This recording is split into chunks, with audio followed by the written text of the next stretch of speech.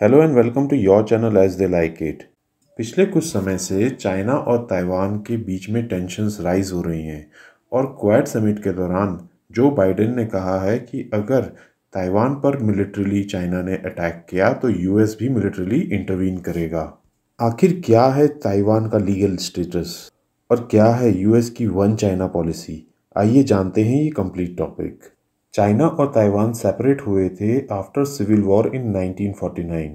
China Taiwan को अपनी territory consider करता है और इसको कंट्रोल करना चाहता है, लेकिन ताइवान अपने आप को एक सॉवरेन स्टेट मानता है। ताइवान, जिसका अर्लियर नाम था फॉर्मोसा, एक टाइनी आइलैंड है off the east coast of China. 1949 में जब कम्युनिस्ट्स की विक्ट्री हुई थी, तब कुओमिंतांग गवर्नमेंट के रिपब्लिकन्स ताइवान में रिट्रीट कर गए थे।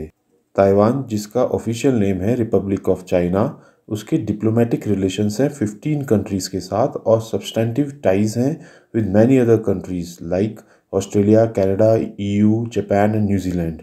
ताइवान के पास फुल मेंबरशिप है 38 इंटर गवर्नमेंटल ऑर्गेनाइजेशंस और उनकी सब्सिडरी बॉडीज़ जैसे World Trade Organisations, Asia Pacific Economic Corporation, Asian Development Bank and Central American Bank for Economic Integration. आइए जानते हैं what is one China policy of the United States. US की one China policy people Republic of China के साथ जो उसके diplomatic relations हैं उसकी एक इम्पॉर्टेंट नींव है। इस पॉलिसी के अंतर्गत यूएस ने अपने formal diplomatic ties Republic of China यानी कि ताइवान के साथ स्नैप कर दिए थे और इस्टेब्लिश किए थे अपने ties with People's Republic of China in 1979। और 1979 के ही टाइम पे यूएस कांग्रेस ने पास किया था ताइवान रिलेशंस एक्ट। इस एक्ट में कहा गया था कि United States diplomatic relations with People Republic of China के साथ इसीलिए इस्टेब्लिश कर रहा है क्योंकि वो एक्सपेक्ट करता है कि future of Taiwan will be determined by peaceful means only. US ने ये भी कमिट किया था कि वो ताइवान को प्रोवाइड करेगा arms of a defensive character ताकि यूनाइटेड स्टेट्स किसी भी प्रकार के फोर्स या कोवर्जन को रेजिस्ट कर सके जो कि उसके सिक्योरिटी, सोशल और इकोनॉमिक सिस्टम को जेओपर्डाइज करे। ताइवान रिलेशंस एक्ट से यूएस ने इस्टेब्लिश किया था अमेरिकन इंस्टीट्यूट इन ताइवान। ये एक प्राइवेट नॉन गवर्नमेंटल ऑर्गेनाइजेशन है जो मेंटेन करती है unofficial ties with Taiwan. In fact ये डी फैक्टो यूएस एम्बेसी है ताइवान में। ताइवान भी यूएस के साथ अपनी डिफेंस टाइज इंप्रूव करना चाहता है with the purchase of US weapons including upgraded F-16 fighter jets, arm drones, rocket system, harpoon missiles. आइए अब देखते हैं इंडिया का क्या स्टैंड है इस पूरे इशू में।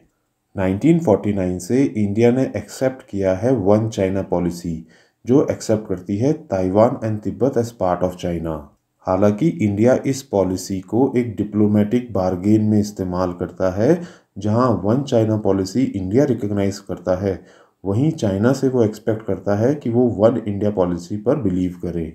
2010 से इंडिया ने किसी भी ऑफिशियल जॉइंट स्टेटमेंट या ऑफिशियल डॉक्यूमेंट में वन चाइना पॉलिसी को मेंशन करना बंद कर दिया है, लेकिन फिर भी ताइवान के साथ इंडिया के रिलेशंस रेस्ट्रिक्टेड हैं।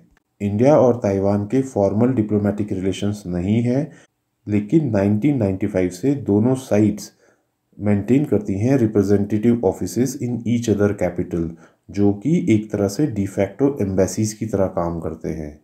तो दोस्तों, ये थी हमारी कवरेज रिगार्डिंग ताइवान इशू, जहाँ पे हमने आपको बताया one China policy of United states and one China policy of India.